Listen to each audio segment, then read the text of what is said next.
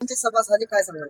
जे गद्दार गेले स्वतःच्या विकासासाठी, ज्यांनी जे असं म्हणले डंका वाजवून की परभणी जिल्ह्याचा विकास करण्यासाठी आणि कार्यकर्त्याचं काम होण्यासाठी आम्ही दुसऱ्या पक्षात जात आहेत, हे खरं तर कोण्या कार्यकर्त्यासाठी गेले नाहीत. आम्ही 20-20 वर्ष झालं पक्षाचं काम करतो, कुणाला एक धमडा यांनी दिला नाही. आज जे यांनी पक्ष सोडून दुसऱ्या पक्षात गेलेले आहेत त्याचा निरोप घेण्यासाठी आज पक्षप्रमुख उद्धवसाहेब ठाकरे हे आलेले होते. साहेब आल्यामुळं परभणी जिल्ह्यातल्या सर्व शिवसैनिकात एक नवं चैतन्याचं वातावरण निर्माण झालं आणि परभणीत एक शिवसैनिक नव्या जोमानं आज कामाला लागलेला आहे असं मी म्हणेन. काल वाशिम जिल्ह्यामध्ये उमेदवार निवडला, आज परभणीत नाही निवडला, काय सांगाल? येणाऱ्या काळात ते सुद्धा होईल, कारण का आता उद्धव साहेबाला आम्ही म्हणू शकत नाही की साहेब जेव्हा जेव्हा ते काय वेळ येईल तेव्हा उद्धव साहेब उमेदवार देत असतात.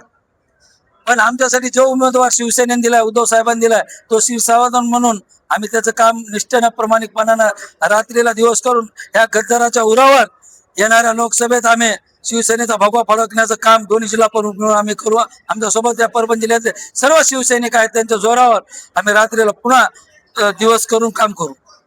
खासदार इतर पक्षात गेले, काही आमदार पण इतर पक्षाच्या संपर्कात आहेत, त्याबद्दल असं काही होणार नाही. जे गेले ते गेले आणि ते गेले ते सुद्धा पश्चातापात असतील, कारण का शिवसैनिक पेटून उभा टाकलेला आहे आणि त्यांना त्यांची जागा दाखवण्यासाठी शिवसैनिक सज्ज आहे. पुढचा खासदार आपला असा 100% शिवसेनेचा परभणी लोकसभेचा खासदार असेल.